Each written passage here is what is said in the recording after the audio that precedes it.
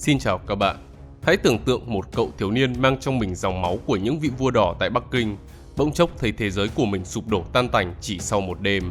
Cha bị tống giam, chị gái qua đời trong loạn lạc, còn bản thân thì bị xua đuổi về một hang đá lạnh lẽo ở vùng cao nguyên Thiểm Tây, đến mức phải ăn cắm ngô và ngủ cùng diệp cháy. Nhưng ai có thể ngờ rằng, chính kẻ từng bị đảng từ chối đơn gia nhập tới 10 lần ấy, giờ đây lại nắm giữ vận mệnh của 1,4 tỷ dân và khiến cho cả cường quốc số 1 thế giới phải dè chừng. Vâng, đó chính là Tập Cận Bình, người đã xóa sổ mọi quy tắc của người tiền nhiệm để định nghĩa lại trật tự toàn cầu. Và để hiểu rõ hơn về hành trình đặc biệt này, các bạn hãy cùng chúng mình tìm hiểu trong video hôm nay nha.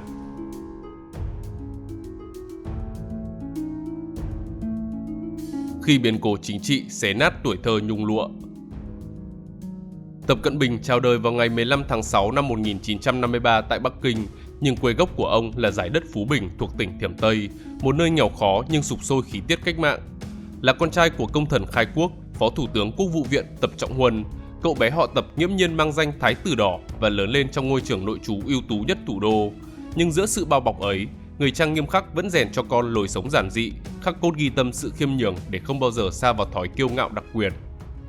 Và rồi vận mệnh trớ trêu đã ập đến vào năm 1962, lúc 19 tuổi, Tập Cận Bình đã phải chứng kiến việc gia đình rơi xuống vực thẳm khi cha ông bị cách chức và giam giữ vì vụ án tiểu thuyết Lưu Trí Đan.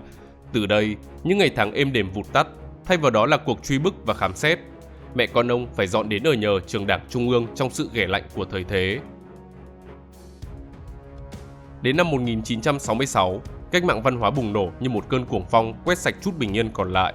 Mang thân phận con trai của kẻ phản đảng, chàng thiếu niên bị tước mọi quyền lợi, bị cô lập và ném vào trại giam vị thành niên với tội danh phản cách mạng. Sự suy kiệt về thể xác buộc cậu phải về quê cũ Phú Bình dưỡng bệnh, nhưng nỗi đau tinh thần thì vẫn âm ỉ. Vào cuối năm 1968, theo phong trào lên núi xuống nông thôn, Tập Cận Bình bị đưa đi lao động cải tạo tại Lương Gia Hà, một thôn hẻo lánh đến cùng cực tại tỉnh Thiểm Tây. Trong những ngày đầu, dân làng nhìn cậu bằng ánh mắt hoài nghi và coi cậu là gã công tử bột yếu ớt. Áp lực kinh khủng khiếp khiến cho Tập từng liều mình trốn về Bắc Kinh nhưng rồi vẫn bị bắt lại. Chính tại làn danh của sự gục ngã, lời khuyên của người chú đã thức tỉnh ý chí trong cậu để rồi hạ quyết tâm rằng sẽ không bao giờ bỏ cuộc. Từ đó, chàng trai bắt đầu thích nghi bằng cách lau mình vào bùn đất, học gánh phân, đào giếng, dựng nhà cũng như xây hầm bioga. Từ một kẻ xa lạ, Tập dần trở thành linh hồn của làng, được bầu làm bí thư chi bộ lữ đoàn, cùng dân xây đập, cải tạo đất đai và tìm kế sinh nhai cho người nghèo. Chính nhờ ý chí sắt đá ấy đã đưa người đàn ông này vượt qua 10 lần bị từ chối đơn vào đảng do lý lịch của cha, để rồi cuối cùng được kết nạp vào năm 1974.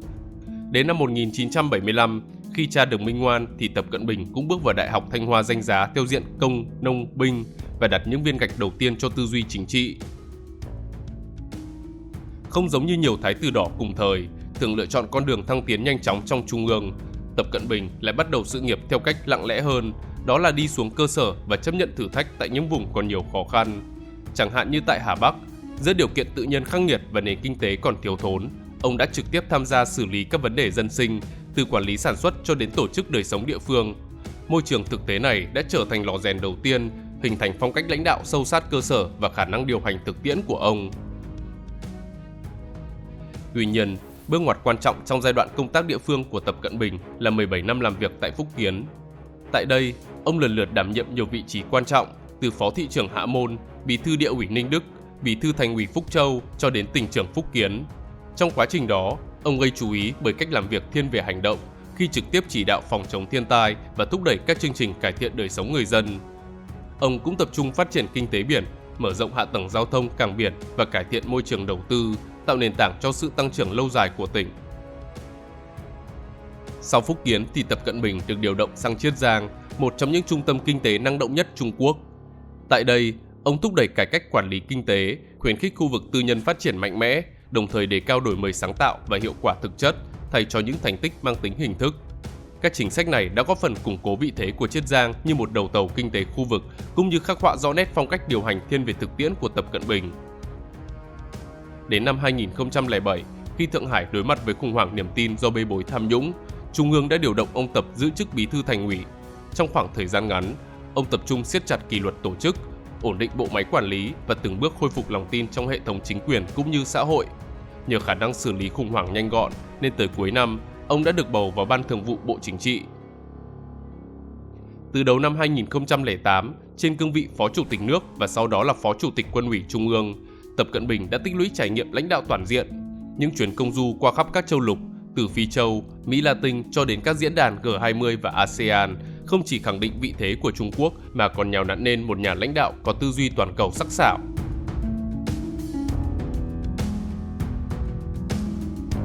Giai đoạn tiến vào trung tâm quyền lực. Năm 2012 được xem là bước ngoặt lịch sử đối với Đảng Cộng sản Trung Quốc, đồng thời mở ra chương mới trong tham vọng phục hưng dân tộc Trung Hoa. Tại Đại hội Đảng lần thứ 18, Tập Cận Bình chính thức được bầu làm Tổng Bí thư Ban chấp hành Trung ương Đảng, đánh dấu sự chuyển giao quyền lực sang thế hệ lãnh đạo thứ 5. Đây không chỉ là sự thay đổi nhân sự thông thường mà còn được xem như tín hiệu mở đầu cho một giai đoạn cải tổ sâu rộng và quyết liệt trong hệ thống chính trị, kinh tế lẫn xã hội Trung Quốc. Ngay sau khi nắm giữ cương vị Tổng Bí thư, ông nhanh chóng hoàn thiện cấu trúc quyền lực của mình bằng cách tiếp nhận thêm 2 vị trí trọng yếu là Chủ tịch nước vào năm 2013 và Chủ tịch Quân ủy Trung ương. Việc đồng thời nắm giữ 3 chức vụ quyền lực cao nhất đã hình thành mô hình tam vị nhất thể, tạo nên sự tập trung quyền lực hiếm thấy trong chính trường Trung Quốc hiện đại. Cấu trúc này đã giúp bảo đảm sự thống nhất trong chỉ đạo chiến lược quốc gia, từ hoạch định chính sách, điều hành chính phủ cho đến kiểm soát sức mạnh quân sự. Từ thời điểm đó, Tập Cận Bình đã triển khai hàng loạt các chính sách nhằm tái định hình vị thế của Trung Quốc, cả trong nước lẫn trên trường quốc tế. Nổi bật nhất là chiến dịch chống tham nhũng quy mô chưa từng có mang tên Đả hổ diệt ruồi, nhắm vào các quan chức cấp cao lẫn các cán bộ cơ sở. Những nhân vật từng được xem là bất khả xâm phạm như là Chu Vĩnh Khang, Bạc Hy Lai, Từ Tài Hậu hay Lệnh Kế Hoạch đều lần lượt bị điều tra và xét xử. Cùng với đó, hàng triệu cán bộ và đảng viên trên toàn quốc cũng bị kiểm tra kỷ luật, với nhiều trường hợp bị truy tố hình sự.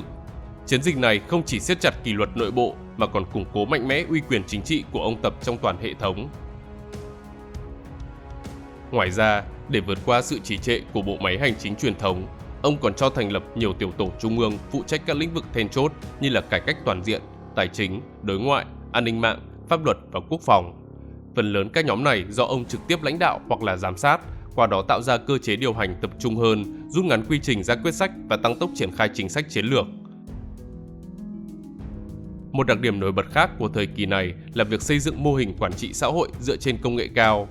Trung Quốc đã đẩy mạnh việc triển khai hệ thống nhận diện khuôn mặt, trí tuệ nhân tạo, mạng lưới camera giám sát quy mô lớn cùng với hệ thống đánh giá tín nhiệm xã hội. Những biện pháp này được thiết kế nhằm duy trì xã hội ổn định trong bối cảnh chuyển đổi kinh tế và khoảng cách giàu nghèo gia tăng, qua đó giúp cho nhà nước tăng cường năng lực quản lý xã hội ở mức độ chưa từng có. Song song với quá trình hiện đại hóa, chính quyền cũng thúc đẩy phục hồi các giá trị văn hóa truyền thống, đề cao tinh thần yêu nước, nhấn mạnh đạo đức nho giáo và giảm thiểu ảnh hưởng của các hệ tư tưởng phương Tây trong giáo dục và truyền thông. Đối với lĩnh vực quốc phòng, Tập Cận Bình tiến hành cải tổ sâu rộng Quân Giải phóng Nhân dân Trung Quốc với mục tiêu xây dựng lực lượng quân đội tinh nhuệ, hiện đại và có khả năng tác chiến toàn diện. Đây được xem là trụ cột quan trọng phục vụ chiến lược dài hạn giấc mộng Trung Hoa, khát vọng đưa Trung Quốc trở thành một cường quốc toàn diện, có ảnh hưởng trung tâm trong trật tự quốc tế đang tái định hình.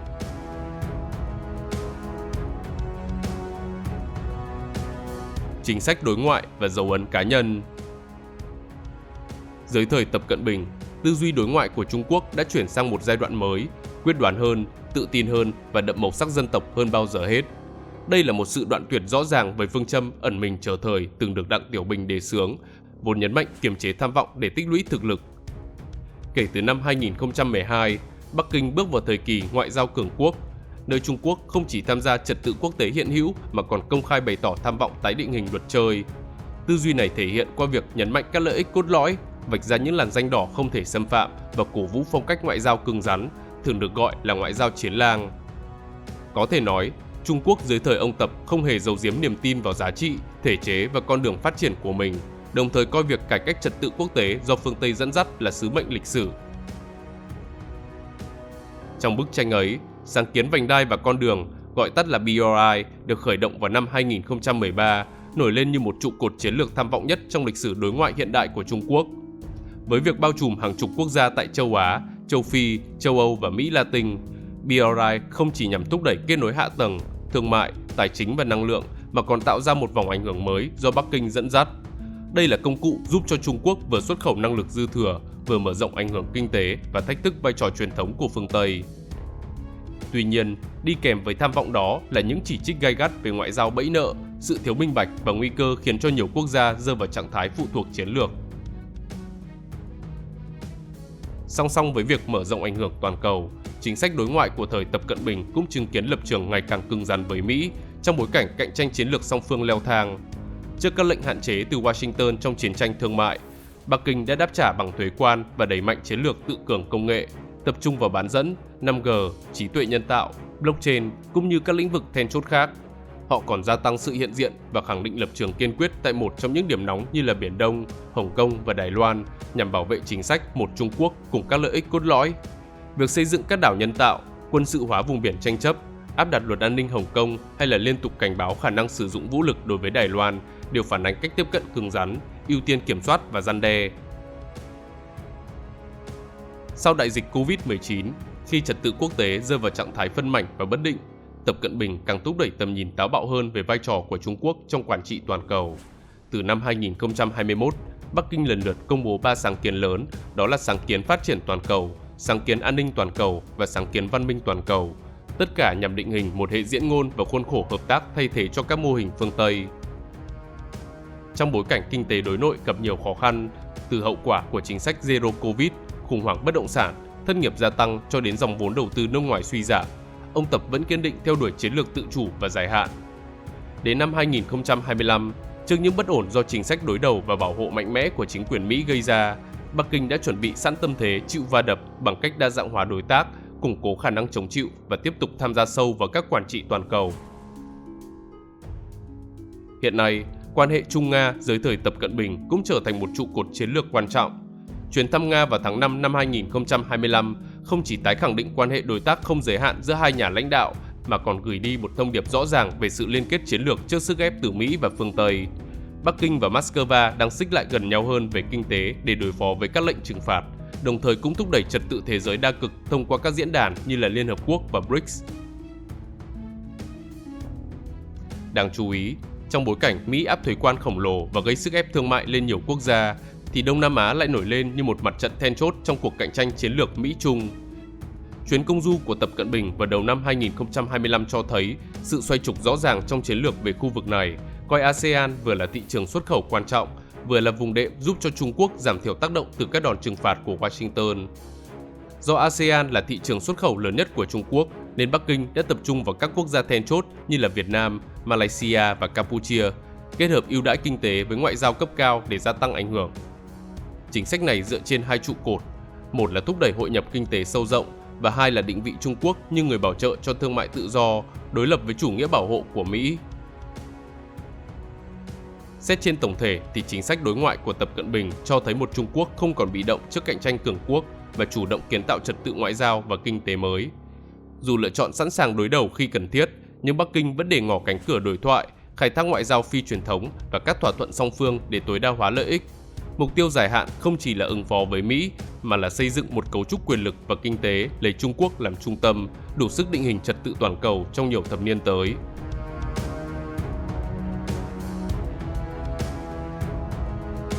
Nghịch lý của quyền lực tuyệt đối.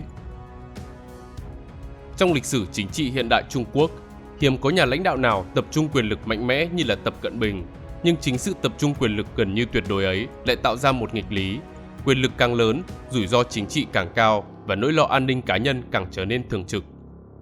Ngay từ những năm đầu cầm quyền, chiến dịch chống tham nhũng quy mô lớn của ông đã làm rung chuyển toàn bộ hệ thống chính trị, khi hàng loạt đại lão hổ như là Chu Vĩnh Khang đều bị điều tra và kết án.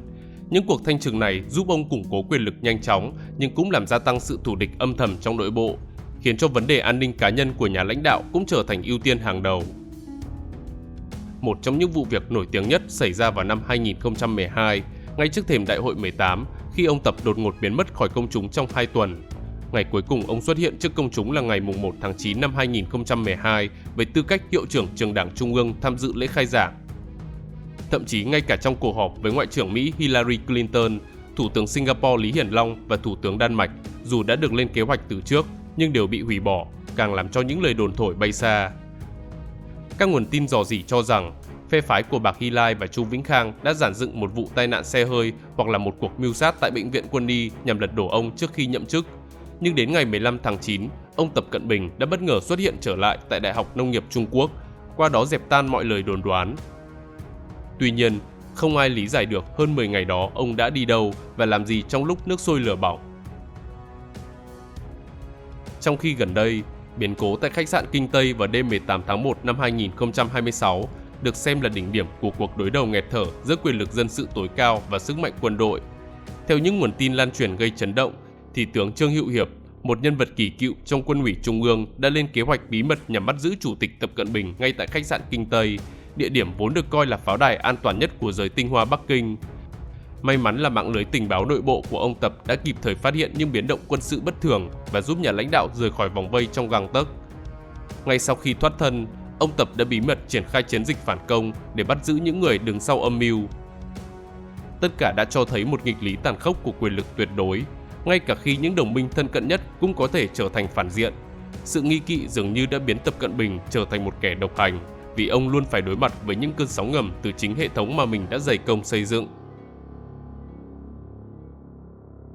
Ở đỉnh cao quyền lực, cuộc sống của nhà lãnh đạo Trung Quốc cũng mang đậm dấu ấn của sự cô độc chính trị, một trạng thái thường thấy ở các nhà lãnh đạo tập trung quyền lực mạnh mẽ. Khi phần lớn quyết định chiến lược đều gắn trực tiếp với uy tín cá nhân của người đứng đầu, thì vòng tròn thân cận trở nên thu hẹp, các mối quan hệ cá nhân cũng phải được kiểm soát chặt chẽ vì yếu tố an ninh. Điều đó làm cho đời sống riêng tư của ông gần như tách biệt khỏi công chúng.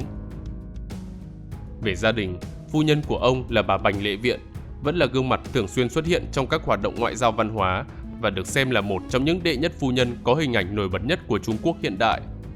Trong khi con gái duy nhất của ông là Tập Minh Trạch, sinh năm 1992, lại sống rất kín tiếng, hiếm khi xuất hiện trước truyền thông và gần như không tham gia đời sống chính trị.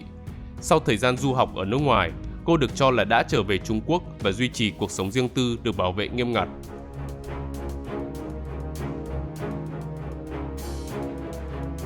Những câu hỏi lớn về tương lai của Trung Quốc. Kể từ khi bước lên đỉnh cao quyền lực, Tập Cận Bình không chỉ trở thành người cầm lái con tàu đất nước mà còn là tâm điểm của những cuộc tranh luận gay gắt nhất trên chính trường quốc tế. Phong cách lãnh đạo cứng rắn cùng với những tư tưởng cải cách táo bạo của ông đã tạo ra một bức tranh đầy những mảng sáng tối đối lập, nơi sự ngưỡng mộ về một cường quốc trỗi dậy luôn song hành cùng với những nghi ngại về tương lai của tự do và ổn định. Các tranh cãi về cá nhân ông Tập thường bắt đầu từ sự mâu thuẫn giữa hình ảnh một nhà lãnh đạo liêm chính với những thông tin rò rỉ chấn động. Dù dẫn dắt cuộc chiến chống tham nhũng khốc liệt nhất lịch sử, nhưng tên tuổi của gia đình ông lại từng bị nêu trong hồ sơ Panama, làm dấy lên những nghi vấn chưa có lời giải về khối tài sản khổng lồ của người thân. Bên cạnh đó, học vấn của ông cũng là một chủ đề nhạy cảm. Việc nhà lãnh đạo này vào Đại học Thanh Hoa theo diện công, nông, binh và hoàn thành bằng tiến sĩ khi đang đương chức đã khiến cho một bộ phận dư luận hoài nghi về nền tảng học thuật thực sự của ông. Trên phạm vi quản trị quốc gia, di sản của ông Tập Cận Bình là một chuỗi các siêu dự án và chiến lược mang tầm vóc thiên niên kỷ nhưng cũng đầy rủi ro. Giới quan sát cho rằng các sáng kiến khổng lồ như là Tân Khu Hùng An, vùng vịnh lớn hay là vành đai và con đường là quá tham vọng, thiếu hiệu quả dài hạn và dễ đẩy các đối tác vào bẫy nợ. Đặc biệt, học thuyết ngoại giao chiến lang đầy hung hăng đã thay đổi hoàn toàn diện mạo đối ngoại của Trung Quốc, đẩy nước này vào thế đối đầu trực tiếp với phương Tây. Ở trong nước, sự kiên trì về chính sách Zero Covid đến phút chót cũng trở thành một vết sẹo trong nhiệm kỳ của ông Tập, làm bùng phát các cuộc biểu tình vào năm 2022 và gây ra phản ứng tiêu cực chưa từng có trong công chúng. Chưa dừng lại ở đó, ở tuổi 73, sức khỏe của người đàn ông quyền lực nhất Trung Quốc cũng trở thành chủ đề được giới quan sát quốc tế đặc biệt quan tâm. Dù mang nền tảng di truyền tốt từ người cha Tập Trọng Huân, một công thần sống thọ tới 88 tuổi, nhưng áp lực từ chiến tranh thương mại, bất ổn nội bộ và cuộc cạnh tranh toàn cầu đang đặt lên vai ông một gánh nặng cực lớn. Vì vậy, không ít người đã đặt ra câu hỏi về tương lai của Trung Quốc sẽ đi về đâu. Nhiều dự đoán cho rằng ông Tập sẽ tiếp tục duy trì vai trò cứng rắn thêm ít nhất một nhiệm kỳ nữa, hoặc là có thể lùi về phía sau để làm một thái thượng hoàng đầy quyền lực như mô hình của Đặng Tiểu Bình trước đây. Tuy nhiên, dù là kịch bản nào xảy ra thì câu hỏi về người kế nhiệm và định hướng của một Trung Quốc hậu Tập Cận Bình vẫn là ẩn số lớn nhất có thể làm thay đổi trật tự thế giới trong vài thập kỷ tới. Và trên đây là toàn cảnh về cuộc đời của Chủ tịch Tập Cận Bình. Xin chào và hẹn gặp lại các bạn trong những video tiếp theo.